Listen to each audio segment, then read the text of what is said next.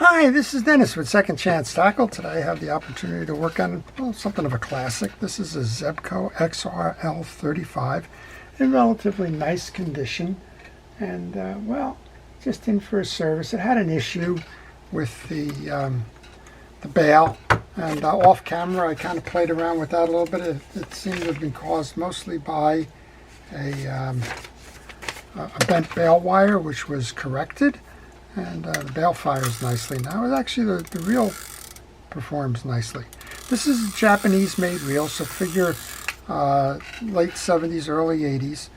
And it was also missing the handle screw. So it wasn't functional, but Clarence sent it in, and well, you know what? It's working now, so we're going to show you how to service it now that I was able to get a replacement handle screw and fix that bail. That bail's got an interesting little trip behind it. It's got a stud that comes out, much like the studs on some of the Mitchell reels, and it rests right on this cam here. Well, this one was bent to the point where it was actually locking in behind the cam. It really just took a little bit of repositioning of the wire to rotate the cam down a little bit to make that work. Well, we're going to work on this reel. We're going to encourage you to subscribe to my channel. I work on all kinds of reels. Here's a vintage one. Tomorrow it might be the latest from Shimano or Daiwa or Penn or any manufacturer. Could be an ocean reel, could be a pond reel, could be everything in between. We're going to start by taking off the side plate screws. And if you like this kind of thing, if you like to learn about the art of reel repair, if you like to learn about the manufacturers, kind of get the idea of what the periods were where the reels were made. That's kind of what I cover in the channel, and you can benefit greatly by subscribing to it. All right, there's a third one here. I'm going to show you that little trip mechanism because that was what was giving this bail a little bit of an issue.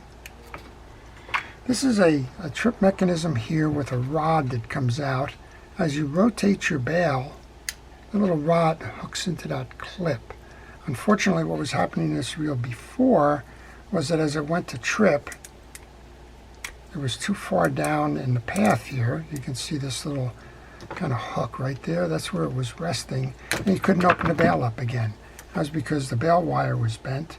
I suspect what happened with this bail wire is it probably hit a post or a gunwale, or maybe it was even dropped on the ground or whatever to knock this out of position. Well, it's all good now. All right. We've taken off the 3 screws. You're going to see a relatively simple design here, but you know what? Simple designs work. There are no ball bearings in this reel, but that doesn't mean that you shouldn't be oiling and lubricating and servicing the reel. When you take the reel off, take pictures. Right here we have the anti-reverse, and if you happen to dabble into taking that off for some reason, there's a 90-degree hook on a spring that wraps around the screw and anchors itself on the side case here. That's what's going to give you that anti-reverse. If you've somehow disconnected it, note that. And even if you're not disconnecting, take a picture here. That's going to help you understand where those pieces and parts come from when it's time to reinstall. Well, he gave me 2 of these. This one's a 37. This one's a 35. I guess they come in multiple colors, design colors, if you will, but both basically inside they're the same reels. I'm going to pull the pin here.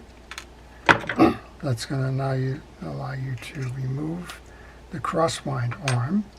And you're going to notice that there's a channel over here on the side plate. Top of the pin is going to ride in that channel to keep it squared up, just like that. And there'll be a corresponding channel in the back.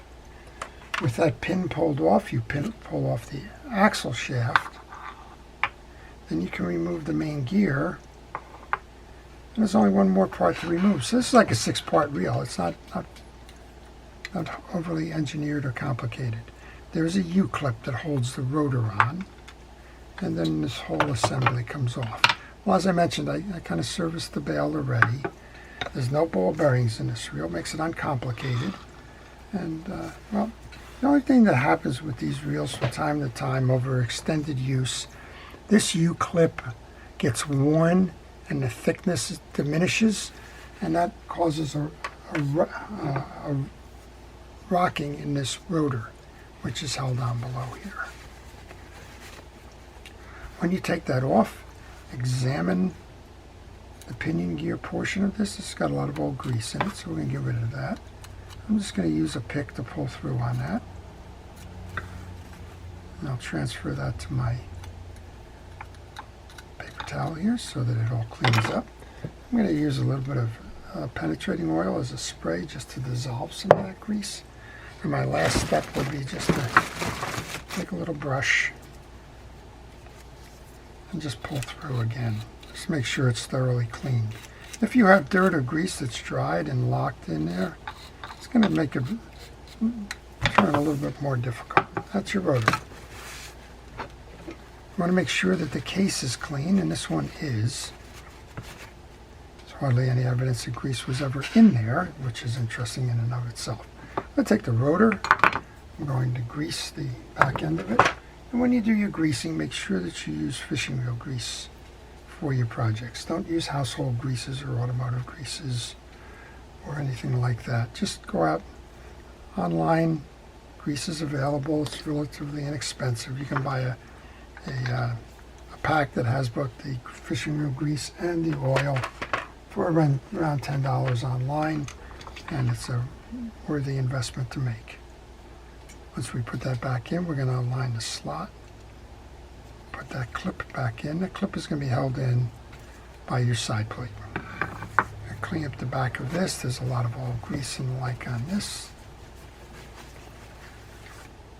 I don't think it came from the factory that way, so I think somewhere along the line somebody jumped in there, decided to use the whole container of grease on this one.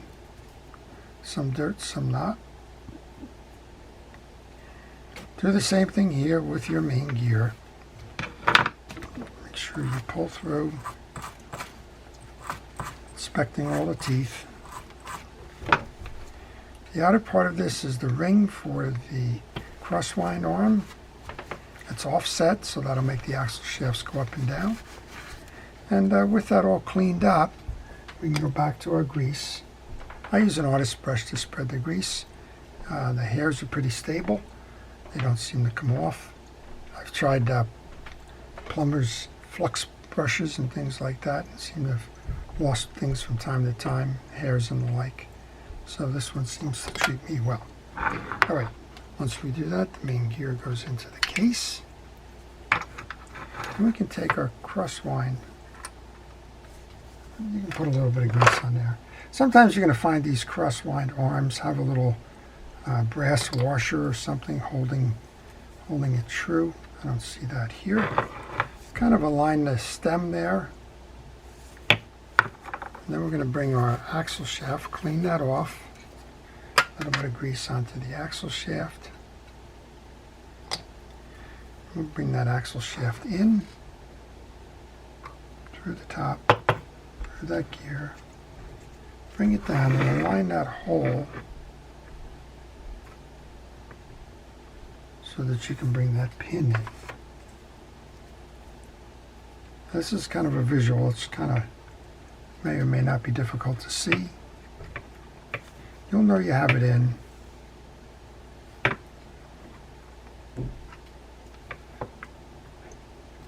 I'm just trying to make sure I'm in that secondary hole there. And out in the back. It's kind of hard for me to even see. I'm not in that hole. There you go. There we go. I think I got it now. So you're really going for two things. Now I got it. You're going for two things. You need to make it through the axle shaft, through the back end of this arm, and into that channel there. So good thing to note when you open the reel up, the length of that stud. In my case, it was getting kind of easy because I was noticing that the piece was short here, and when I was trying to put it in, it was longer. This one kind of goes in by starting over here and pushing back. This flat side is going to belong to the flat side of this. Again, take a moment to kind of eye it up before you do anything. Bring it in, kind of rotate it, bring it down. can spin it. That generally will pull a case in. And we can go with the 3 screws.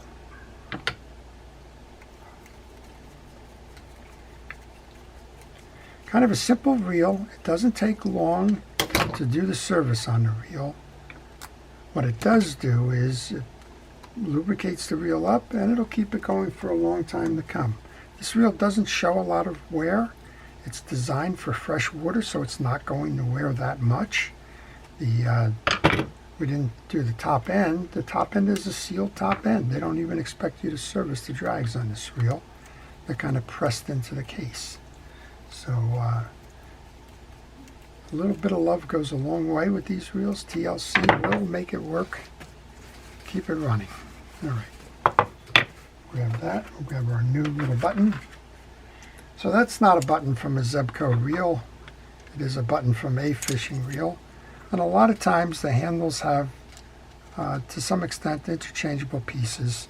So if you break off one of these screws, if you're lucky enough to find somebody who's got a box of buttons, generally they will find one that fits.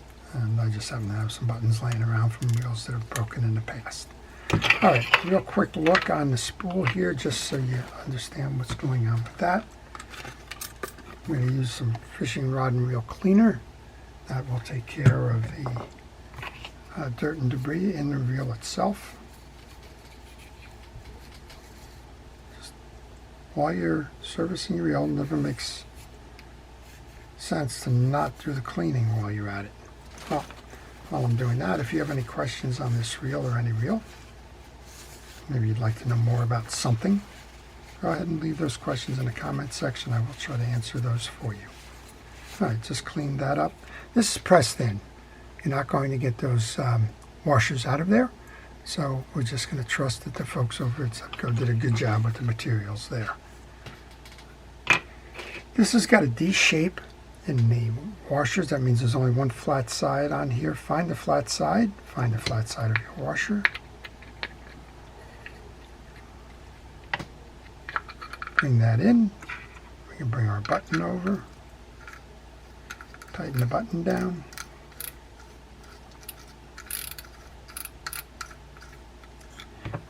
A little bit of dirt in the web there, so as long as I have that kitchen scrubby and some rod and reel cleaner on there, we can do a nice job of polishing that up. And well, time to give it a try. Let's give it a test.